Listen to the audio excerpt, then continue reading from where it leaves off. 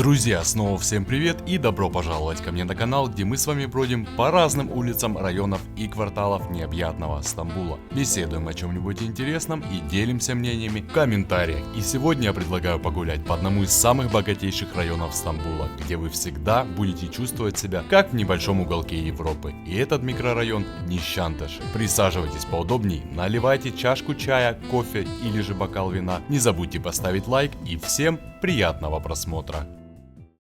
Друзья, снова всем привет, давно с вами не виделись, и сейчас вот я вышел на станции метро Осман-Бей и предлагаю сегодня с вами погулять по району, который очень часто называют европейским таким островком мегаполиса Стамбула. И как вы уже поняли из обложки видео, сегодня мы с вами погуляем по району Нишанташи. Год назад мы как-то с вами уже гуляли, но с тех пор мой канал слегка вырос, и не все это видео видели.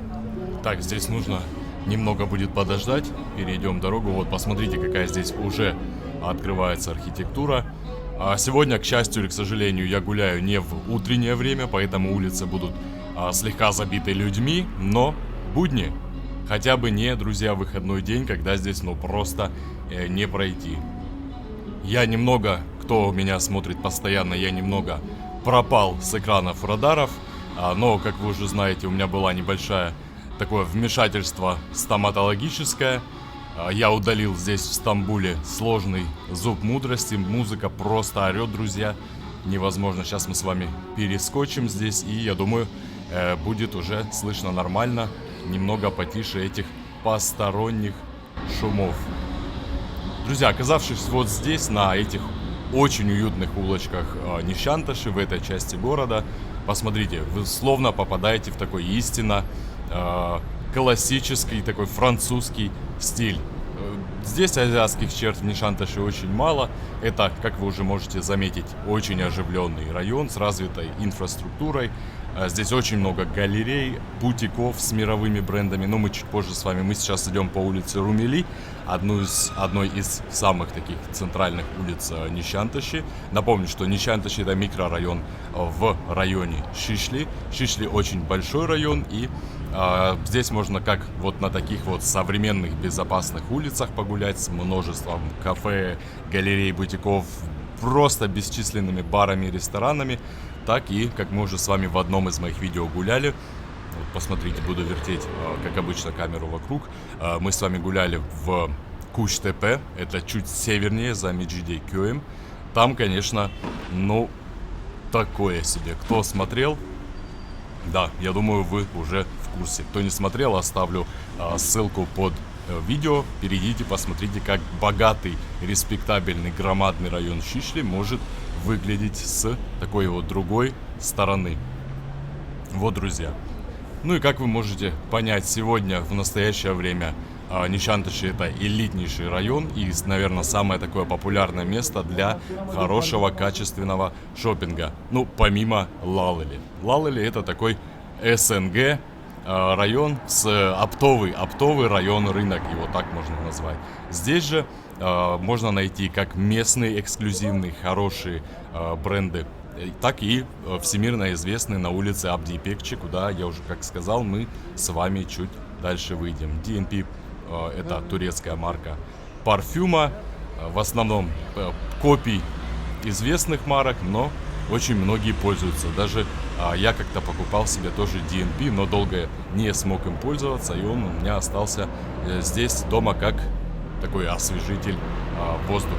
Ну, вот так вот. И в перерывах между прогулками и шопингом здесь можно отдохнуть в одном из кафе за чашкой ароматного кофе, либо спуститься уже в парк Мачка. Мы с вами в конце видео туда пойдем, посмотрим небольшую панораму и прокатимся на фуникулере, который идет через парк Мачка, и с легкостью, с помощью которого можно добраться, например, из Нишанташи на площадь Таксим и погулять по Истикляль. Это в моем случае. А в вашем случае как раз от Истикляль можно немного пройти и воспользоваться таким маленьким, дешевым, великолепным фуникулером и погулять, закупиться и посетить какие-нибудь дорогие рестораны здесь, в Нищантыше, друзья. В давние времена эти земли были таким излюбленным местом для отдыха юных османских наследников престола. Здесь они охотились, соревновались в меткости и оттачивали свои навыки стрельбы. А позднее, в конце уже 19-го, начале 20 века, Нищантыши облюбовали представители такие бомонда, богачи. Кстати, здесь совсем буквально 300 метров отсюда, где мы с вами сейчас идем, здесь находится микрорайон Бомонти. Ну вот. В общем, здесь начали жить уже богачи, известные поэты и художники. И, как вы знаете уже, кто меня давно смотрит, я очень люблю турецкого писателя Орхана Памука. Так вот, он жил, до сих пор он жив, слава богу, и живет, как кто говорит, на острове Бьюкада. Но оригинально, изначально он отсюда, из района Нищантыши, друзья. Вообще, этот микрорайон соседствует с другим аналогичным микрорайоном, Махалли, как угодно его называйте, который называется Тешвике. Ну, мы сегодня с вами, конечно, тоже его затронем. Они оба имеют значительное внешнее сходство, такие пологие склоны, расположенные к западу от Бешикташ. Бешикташ мы с вами тоже гуляли, это такой современный молодежный район, который находится рядом, соседствует с Нищантыши, но который немного выше по проливу Босфор, туда в сторону Черного моря. И везде здесь, как вы видите, все усеяно такими прекрасными строениями, стилистически относящимися к европейской классике, не к османской, не к турецкой. И из истории доподлинно известно, что в густой зелени этих мест частенько устраивали охоту турецкие султаны Селим III и Махмуд II. И в память об этом факте неподалеку от мечети Ташвике, мы с вами, естественно, ее посмотрим вокруг, обойдем, установлены два таких мощных каменных обелиска, друзья. Но нужно отметить, что долгие годы эта местность служила в основном для таких благородных забав представителей знати. И активно заселяться район стал лишь во второй половине 19 столетия, когда во главу государства стал султан Абдул-Меджид I, и по приказу которого эти кварталы были четко ограничены друг от друга при помощи таких неживых столбов, о чем свидетельствует надпись на табличке одного из них следующего содержания, что знак квартала установлен султаном Меджидом безвозмездно. Вот так вот, друзья. Так, здесь нужно перебраться на другую сторону. Немного светофор, но сейчас мы с вами, как обычно, перейдем по-турецки на красный свет. Здесь, друзья, как вы уже знаете, кто меня смотрит, это не нарушение. Даже сами полицейские в форменной одежде могут переходить там, где хотят. Ну вот как-то здесь это принято, друзья. Кстати, мы с вами перешли одну из тоже основных таких вен, магистралей Нищантыши, которая называется Валиконаы Чаддысы. Мы с вами немного позже по ней пройдем. Там ничего такого интересного нет, тоже такая обычная торговая, развлекательная улица. Ну а немного позже мы с вами уже выйдем на, наверное, самую известную инстаграмную улицу Абди Ипекчи. И расскажу, кто такой Абди Ипекчи был и почему эта улица названа именно в его честь.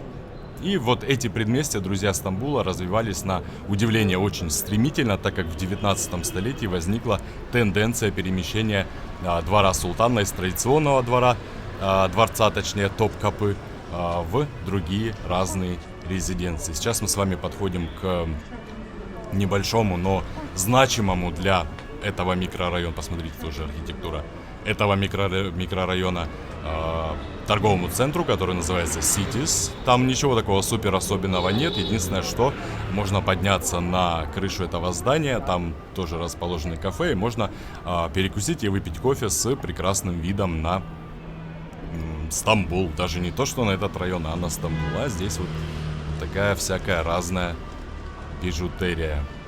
Никому не нужная, но стоят люди, значит, кому-то это надо. Вот он, Cities, на углу центральный его вход. Но мы с вами туда не пойдем сегодня, потому что, ну, там действительно такого сверх что-то интересного нет. Для любителей дорогого шопинга, да, пожалуйста, приходите, смотрите и закупайтесь, друзья. И на месте густых зеленых рощ Нишанташи, словно грибы после дождя, стали вырастать шикарные. Вот давайте зайдем в Паша-Бахче. Это турецкая марка посуды и разного такого кухонного инвентаря. Кому интересно, приблизьте, посмотрите цены.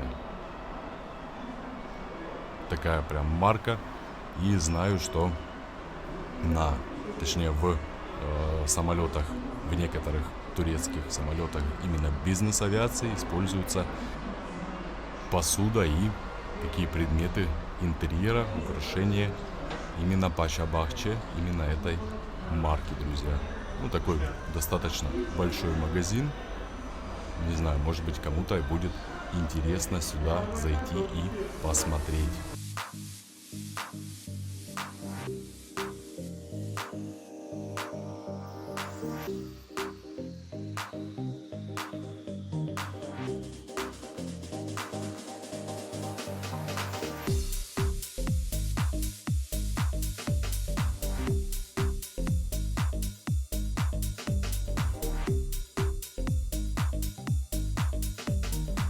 Ну вот, друзья, сильно много внимания этому магазину уделять не будем. Сегодня мы с вами просто гуляем, как обычно, по разным районам и кварталам Стамбула.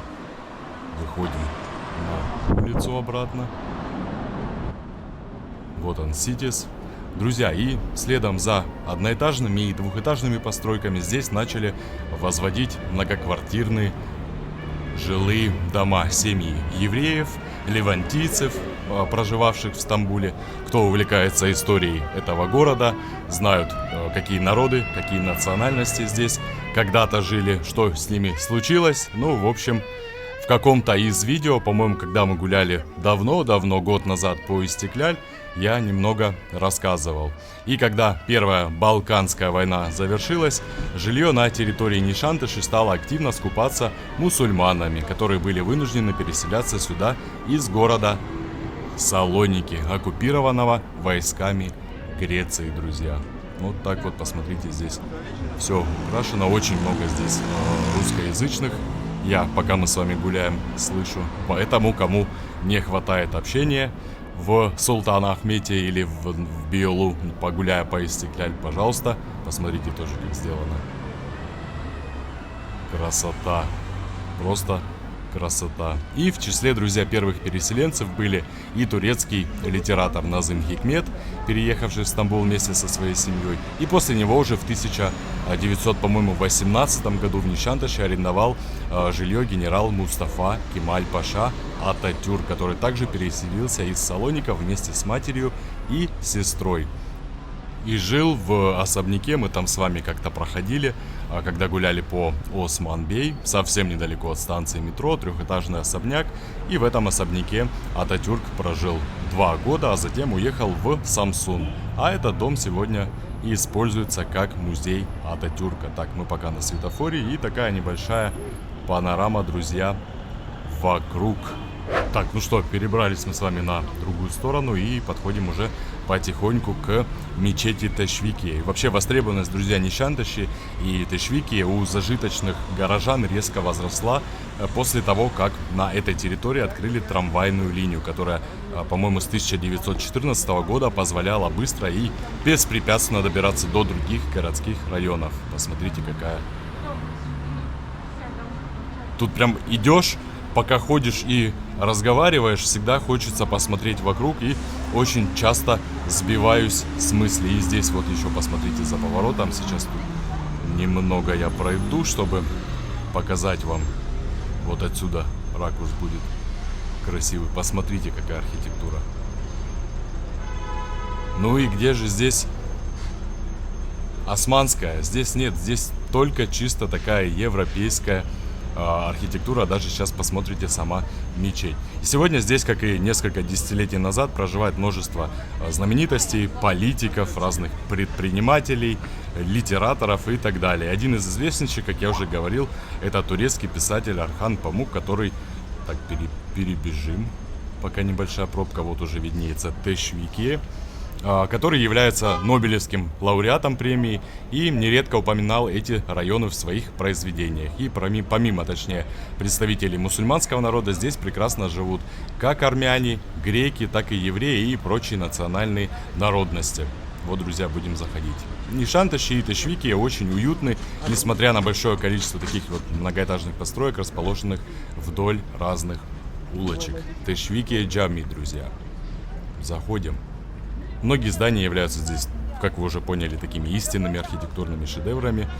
Ну, стоит сюда обязательно приехать и посмотреть. Вот, друзья, Тешвики Джами, абсолютно такая небольшая, но красивая и уютная мусульманская святыня, находящаяся в окружении очень ухоженного зеленого сквера. Сейчас еще деревья не совсем все распустились, но все равно здесь уютно, достаточно зелено и очень красиво.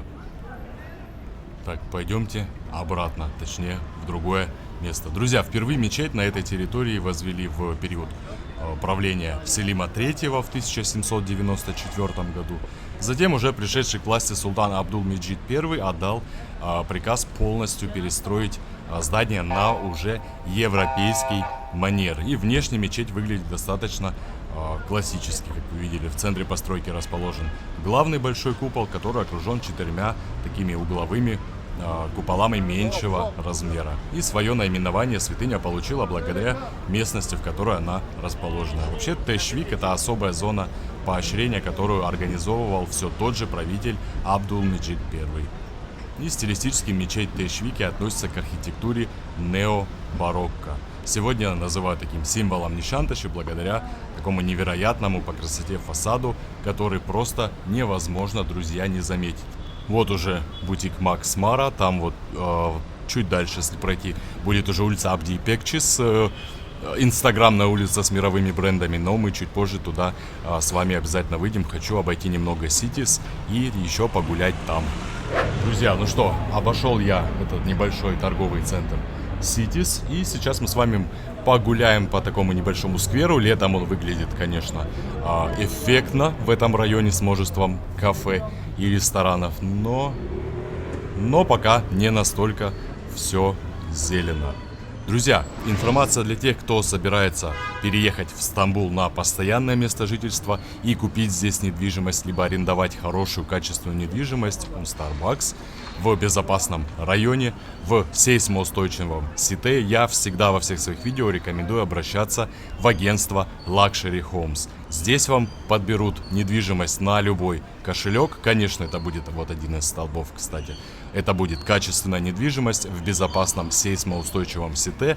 И вам не нужно будет абсолютно переживать ни по какому поводу, так как это надежный партнер в мире качественной недвижимости в Турции. И еще это официально зарегистрированная компания, имеющая свой лицензионный, друзья, номер. И поэтому они несут полную ответственность за предлагаемые объекты. А опытные менеджеры доступны в любое время суток для консультаций и ответят на все ваши вопросы и предложат варианты, которые удовлетворят даже самые высокие требования. Сопроводят, естественно, вас на каждом этапе от подбора до получения ключей от вашего дома или арендуемого жилья. И также, друзья, Luxury Homes помогает с оформлением ВНЖ в Турции по покупке недвижимости.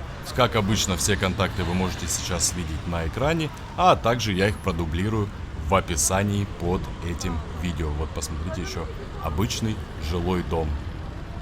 Очень такой контрастный, чистый и красивый район, радикально отличающийся от множества других районов разного, громадного, красивого и, как я называю, ужасного Стамбула. Здесь очень приятно. И здесь и даже пахнет на улицах, друзья, приятно из магазинов. Ну, не знаю, Нишанташи мне нравился всегда. Конечно, на центральных улицах жить не хотелось бы, потому что, достаточно шумно и очень-очень нелюдно, особенно в выходные дни. А в каком-то таком, на какой-то из тихих, посмотрите, еще тоже вот старинный, что-то там восстанавливает. На какой-то из тихих улиц я бы с удовольствием пожил. Вот, пожалуйста, цветочки продают. И, друзья, мы сейчас с вами, как я и обещал, выходим на улицу Вали Конары. Также одна из центральных улиц Нишанташи, очень людная, такая торгово-развлекательная. Здесь и кафе, и бары, и рестораны, и просто магазины. И можно купить все от штор до мебели. Ну, немного пройдем с вами вверх и выйдем уже на улицу брендов. А потом отправимся с вами в сторону парка Мачка и прокатимся на маленьком фуникулере через парк. И там я, наверное, закончу. Следующее видео уже сниму где-нибудь даже пока еще не знаю где. Я как-то, по-моему, в Телеграм, кстати, друзья, подписывайтесь на мой Телеграм-канал. Там я выставляю разные фото с наших с вами прогулок. И так просто фото из обычной жизни. И там я говорил, что было небольшое стоматологическое вмешательство. Спрашивал, рассказать ли вам или нет, но так и не решился. Не знаю, кому это будет интересно. Узнать, как в Стамбуле в нетуристическом районе удаляют зубы мудрости, ставят пломбы. Ну, не знаю, если правда кому-то интересно, могу именно из того маленького микрорайона записать вам видео, показать две этих зубные клиники, поликлиники, как их назвать, не знаю. Потому что в одной был очень такой неуверенный врач, а второй согласился и сделал. Ну, напишите, если интересно, запишу процесс поиска врача, процесс удаления, пломбы, заживления там и так далее.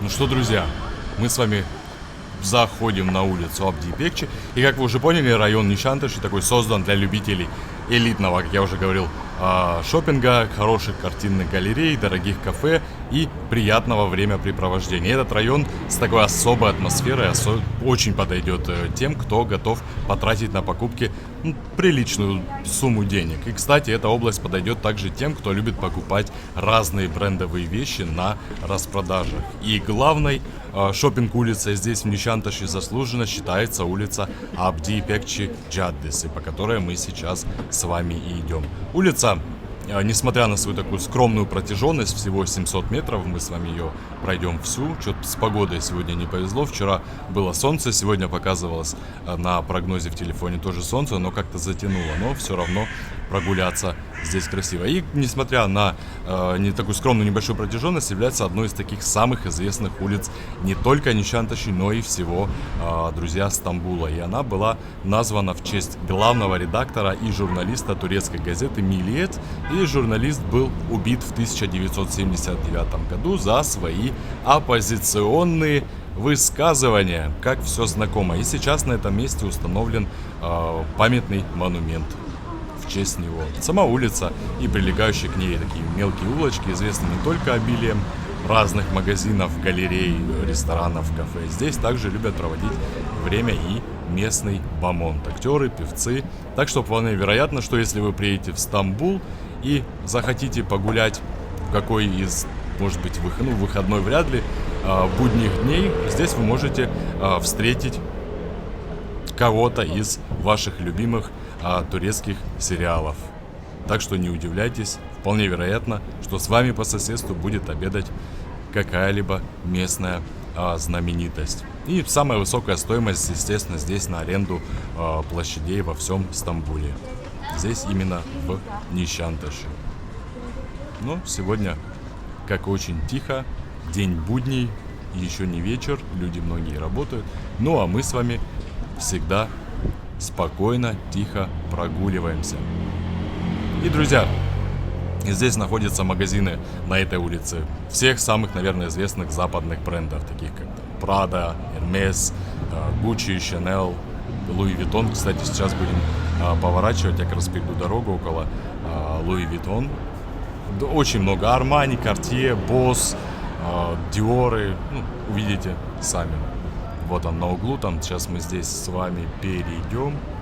И, кстати, еще хотел вам сказать, в магазинах Беймин представлены коллекции тоже мировых брендов, и при этом здесь очень часто бывают разные распродажи и скидки. Не обходите этот большой магазин стороной. Особенно это стоит взять на заметку тем, кто рассчитывает прикупить что-то. Вот, посмотрите, Louis Vuitton, такой угловой бутик. Особенно тем, кто хочет прикупить что-то, так, фотографию сейчас сделаю, для обложки, возможно, на распродаже. И еще не обходите стороной магазины Вакко. Это прям известная, популярная в Турции марка, которая производит одежду, кожаные изделия и обувь наивысочайшего качества. И если встретите этот отдел в торговом центре, Бакку или отдельно стоящий магазин, это обычно очень такие большие несколькоэтажные магазины, частенько в старых османских особняках расположены, обязательно, друзья, зайдите туда. Ну и Ситис мы с вами уже проходили, смотрели. Вообще, как добраться до Нишанташи, если вы, допустим, остановились в историческом районе Султан Ахмед, можно следующим образом сначала дойти, либо доехать на трамвае Т1 до станции Лалали Университеси, затем буквально там 5 минут пройти до станции Везнеджилер и около Стамбульского университета, и сесть на линию М2 и доехать до станции Осман-Бей, друзья. И отсюда, как мы с вами с начала видео, зайти и гулять по Нишанташи. Либо уже, если вы остановились в Бюелу, где-то в районе Прада, если вы остановились в Бюелу, где-то в районе Галатской башни, вы можете спокойно прогуляться от Галатской башни по улице Истикляль до площади Таксим, а Таксим пешком до... Забыл это слово уже. Фуникулера. И на фуникулере через парк Мачка доехать сюда. И пешочком гулять. Друзья, очень классно. Особенно если есть деньги в кармане, вы устали от нереальных толп туристов в Султан-Ахмете, этой суеты, всего этого грязи, не побоюсь этого слова. Можете приехать сюда, погулять по такому уютному европейскому, роликсы сейчас подаем, Стамбулу. С чистыми улицами, с хорошей едой, с хорошими магазинами. Сделать, кто любит, массу фотокарточек. Здесь очень много классных локаций. И хорошо провести время, друзья. Так, здесь мне нужно... Хочу перебежать на ту сторону или чуть позже. Ну и потихоньку уже с вами выходим. Там дальше будет двухэтажный магазин Gucci. И уже сядем с вами на фуникулер.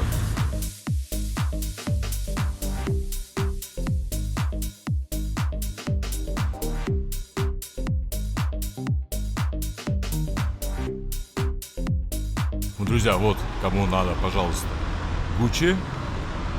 Угловой двухэтажный магазин. Далее вон Омега, можно часики себе купить, у кого есть лишние, я не знаю сколько там, 2-3 тысячи евро. Здесь вот тоже отели, рестораны хорошие, дорогие, на первых этажах. Ну и мы с вами идем, как обычно, дальше. Друзья, и хочу поблагодарить всех, кто досматривает видео до конца. Те, кто не забывает и ставит лайки, пишет комментарии. И отдельная большая благодарность тем, кто поддерживает меня, мой канал финансово. Если у вас есть возможность и желание это сделать, под видео в описании есть ссылка на донат, а также реквизиты карты. Всем огромная благодарность, вот Монбланк, за вашу финансовую поддержку. Друзья, вот и фуникулер, по 2 кабинки в каждую сторону через парк Мачка. Буквально там минуту ехать, может быть 2. Большой, самый первый Хилтон на горизонте вот справа. Это самый первый Хилтон, который был построен в Стамбуле. И такая небольшая панорамка на сам парк. Видите, еще пока деревья не распущены, но это очень такая небольшая, уютная, зеленая зона отдыха в Стамбуле. Ну что, немного посидел, отдохнул, и пойдемте с вами отправляться в путь. Телеферик с турецкого языка это фуникулер. Вот каких-то пассажиров он так чуть не упал на лестнице. Каких-то пассажиров он привез, и я немного подождал, так немного схитрил, чтобы занять первую кабинку и быть первым пассажиром Мачка. И вот так вот, друзья, выглядит станция. Так, сколько нынче стоит фуникулер? 17 турецких лир. Ну, 17,50 это стандартная цена для поездки здесь на транспорте. Везде, кроме Мармарая. Мармарай всегда дороже, и он берет сразу сумму за всю линию. О транспорте, друзья, мы с вами уже много разговаривали. Ссылку оставлю, кому интересно, кто собирается в Стамбул, посмотрите. Так, ну что, друзья, самое время отправляться. Нас в кабинке четверо, во второй тоже четверо. И вот мы с вами отправляемся. Окна очень поцарапанные, грязные. Я не знаю, как будет видно. Надеюсь, что хотя бы что-то отсюда видно. И мы с вами отправляемся. Друзья, эту линию канатной дороги открыли в апреле 1993 года. И она намного, конечно, меньше фуникулера, который в Июп-Султан, где мы с вами тоже гуляли, когда поднимались на Хомпьер-Лотте. И протяженность этого маршрута составляет всего 347 метров. И ежедневно на этом фуникулере, вот посмотрите, немного Босфор, ну не видно, поцарапано все, зацарапано. Именно этой канатной дорогой пользуются ежедневно более 1000 человек. И во время поездки здесь можно посмотреть на такую зеленую зону с пешеходными дорожками. И при желании туристы на обратном пути могут совершить приятную прогулку по парку Мачка. В системе стамбульского транспорта эта линия Мачка-Ташкышла обозначается как TF на английском 1.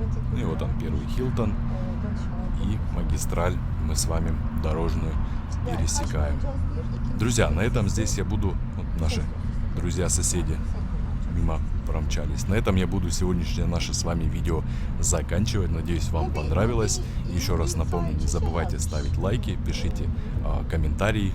Кто увлекается, кому интересен Стамбул, отправляйте, делитесь с друзьями этим видео и другими видео. У меня очень много на канале, кто недавно видео о разных районах, кварталах, улицах Стамбула, не только Стамбула.